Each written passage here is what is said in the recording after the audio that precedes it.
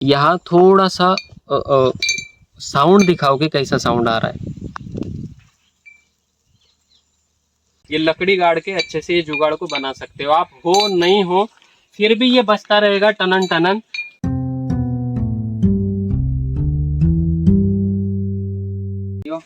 मैं गणेश किसान फिर से किसान कार्यशाला प्लेटफॉर्म पर आज हूँ। ये घर का प्लॉट है मेरा, कंद का लगा हुआ।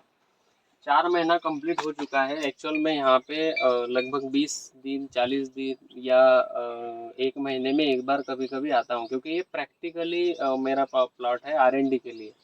अभी एक 5-6 दिन पहले एक 10 से 15 मिनट के लिए आया था। शाम हो गई थी, इसकी वजह से अंदर नहीं जा पाया था। अभी आज के डेट में मैं प्लॉट में आया हूँ, क्योंकि भू प्रहरी जो है मेरा, जो किसान कार्यशाला और CKPL की जो टीम बोलती है, वो मैंने मेरे यहाँ पे ड्रम बनाए हुए हैं। लेकिन एक चीज़ दिखाने का प्रयास इसलिए कर रहा हूँ, क्योंकि ये पौधे के पास जब बैठा और थोड़ा ये कप को उठाकर देखने का प्रयास किया, तो उसके ऊपर देखो, जहाँ पे ऊपर से मल्चिंग रहेगा वहाँ पे आपको रूट राइजोस्फीयर स्ट्रक्चर जो है वो हेवी मिलेगा। इसीलिए या तो पेपर मल्चिंग हो या कचरा मल्चिंग हो, जहाँ पे रूट स्ट्रक्चर डिजाइन बहुत काफ़ी अच्छा होता है।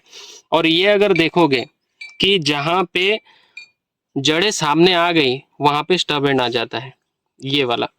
तो लगभग लगभग जितने भी फार्मर्स हैं उनको कहने का यही प्रयास है कि आप जब भी केला खेती कर रहे हो तो केले में बेड प्रिपरेशन करके ही केला लगाना है। यहाँ पे प्रैक्टिकल है। प्रैक्टिकल इसलिए है क्योंकि फार्मर मेरा खेतों में प्रैक्टिकल नहीं कर सकता है, क्योंकि ईल्ड आनी चाहिए। मेरा यहाँ पे पूरा प्रैक्टिकली प्लॉट है, पूरा प्रैक्टिकली पौधे के ऊपर स्कॉर्चिंग, फर्टिलाइजर डाल देना, और उससे क्या समस्या आती है, कोई अलग अलग फर्टिलाइजर को एक दूसरे के साथ में मिक्स करके डालना। जैसे आप अगर यहाँ पे देखोगे कि वाटर सोल्युबिलिटी जो होती है, फॉस्फरिक एसिड के साथ में कौन से हार्ड फर्टिलाइजर को मिलाना है, कौन से फर्टिलाइजर को नहीं मिलाना है, ये सारी चीजें यहाँ पे R&D के लिए होती है। लगभग पिछले 15 से 20 दिनों से कंटिन्यूसली एक्टिव हूँ, लेकिन 10 से 15 मिनट या आधा एक घंटे के लिए यहाँ आकर वर्क करके निकल जाता हूँ। आज सोचा कि किसानों को मैं कुछ दिखाऊं, क्योंकि R&D प्लॉट और प्रैक्टिकल क्या होता है। अभी ये जो पपीते का पौधा है, ये नेचुरली मेरे यहाँ पे पिछले साल की जो फसल थी पपीते की, कुछ पौधे मैंने प्रैक्टिकल के लिए लगाए थे कि केले में पपीता, तो ये उसका जर्मिनेशन हुआ है। अभी आप नीचे से अगर देखोगे इसको, तो बढ़िया से स्टम की मोटाई है, मैच्योरिटी है, और फूल और बॉल बनना शुरू हो गए हैं। अभी लगभग लगभग आप अगर ये नीचे वाले जो ये आए हुए हैं साइड ब्रांचेस, इसको तोड़ा तो ठीक रहेगा, ये वाला, क्योंकि ये पौधे को आगे बढ़ने में मदद करेंगे। अभी ये जो चीज है, ये वाला, ये क्यों हुआ है, ये ग्रीनरी था। 4 दिन पहले इसके ऊपर हार्ड फर्टिलाइजर का स्प्रे हुआ था, नीचे नीचे के पत्तों के ऊपर क्या होता है, इसके ऊपर भी R&D किया, ये जल गया। अभी किसानों को इसके बारे में फार्मलाइजेशन को नहीं बताया जाएगा, क्योंकि वहाँ यहाँ R&D इसका हो चुका है। तो ये R&D इसके लिए होता है, पपीते के ऊपर भी R&D होता है। एक और पपीते का पौधा यहाँ पर, जिसको यहाँ पे पानी वगैरह कुछ भी नहीं है, ना ड्रिप है ना पानी है, लेकिन जब भी मैं कभी आता हूँ तो लिक्विड फर्टिलाइजर्स या फिर वाटर जो भी होता है, मैं इसके तने के पास डाल देता हूँ।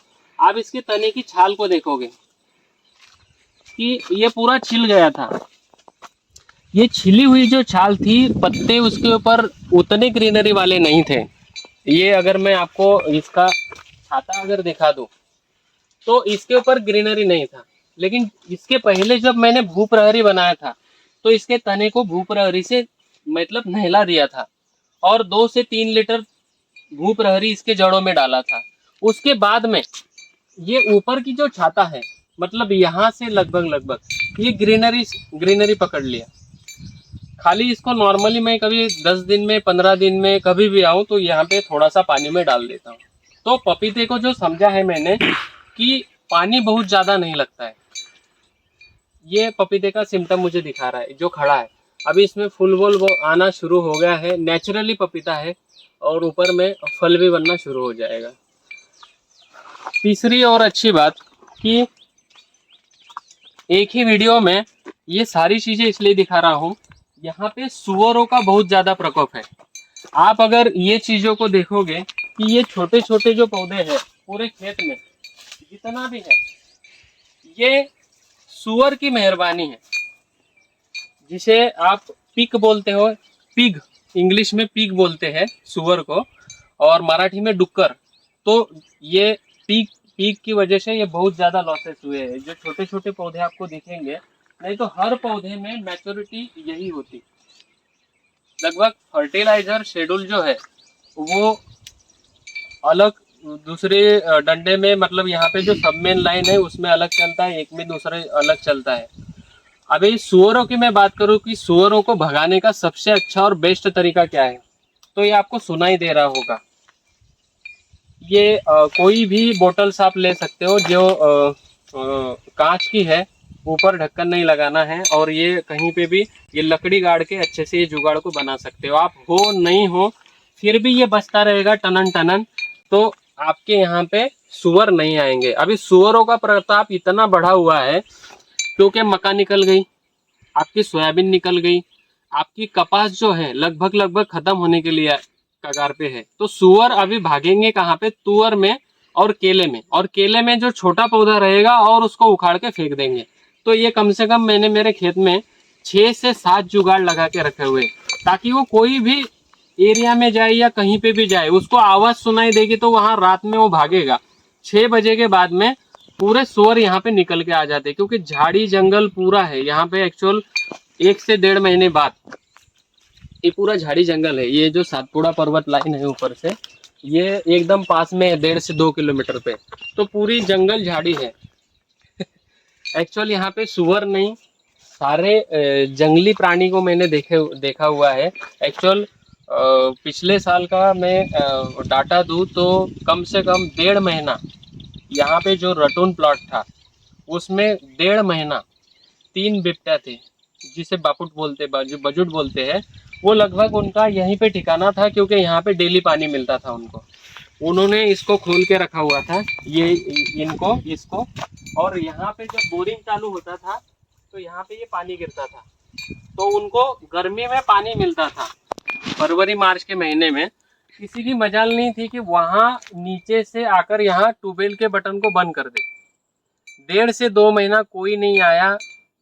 5 से 7 लोगों को जब लाया गया यहाँ पे, जंगली लोगों को, और कुछ मशाल जला के या बमबारी करके जब उनको भगाया यहाँ से, तो फिर खेतों में वर्कआउट हुआ।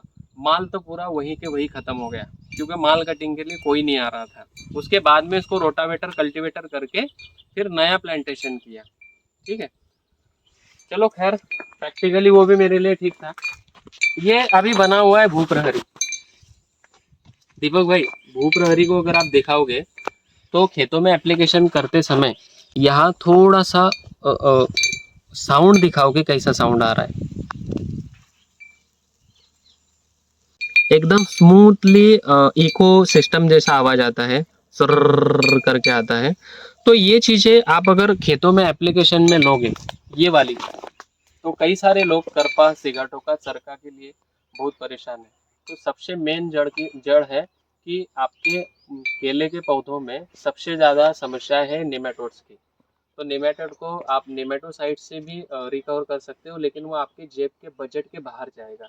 तो आप भूप्रहरी लेकर आपके खेतों में इसको कंटिन्यूसली एप्लीकेशंस करोगे, तो उसमें ट्राइकोडर्मा हर्जिनियम विरिडी है, सुडोनोमास है, फ्लोरेंसिस है, उसके बाद में पैसिलोमाइसिस लिनासिनस है, बैसिलस सबटिलिस है, उसके बाद में बिवेरिया बेशियाना है, मेटारेजिन एनिसोप्लाई है, वर्टिसेलियम लैकामी है, बैसिलस थुरंजिस है, बैसिलस सबटिलिस है। मतलब इतने सारे 8 तरह के जीवाणु इसमें हैं, जो बैक्टीरिसाइड भी है, फंगीसाइड भी है, इंसेक्टिसाइड भी है, और आपका निमेटोसाइड्स भी है।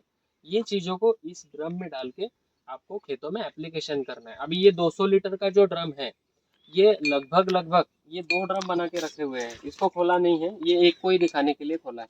तो ये 400 लीटर का मिश्रण मेरे 5000 पौधों के लिए मैं ड्रिप एप्लीकेशन से करवा दूंगा, क्योंकि अभी इसका फर्मेंटेशन हो गया। अभी इसमें डाला क्या है, तो 2 किलो आलू और 2 किलो गुड़ और 2 लीटर मदर कल्चर ये इसमें डाला हुआ है। ठीक है, अभी इसका आप रिजल्ट देख रहे हो। अभी इसके बाद में ये टंकी भू प्रहरी की छोड़ने के बाद में मैं भूमित्र यहाँ पे दूंगा।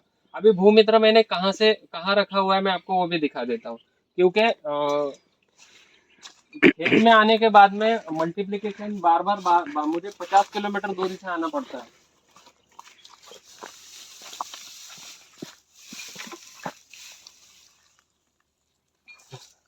ये भूमित्र का मदर कल्चर, सिस्टर कल्चर, ये मदर कल्चर है, ये लाया हुआ है। और ये गुड़ का पानी जो जर्जरी बोलते हैं उसका पानी है, ये इसका पाक बोलते हैं हमारे यहाँ पे। अभी जिस दिन इसको डालूंगा, इसको छोड़ूंगा, उसके उसी दिन मैं आलू का पेस्ट घर से बना के लाऊंगा, क्योंकि आलू का पेस्ट 2 से 4 दिन तक यहाँ पे नहीं रहेगा। ये दोनों चीजें यहाँ पे रहेगी।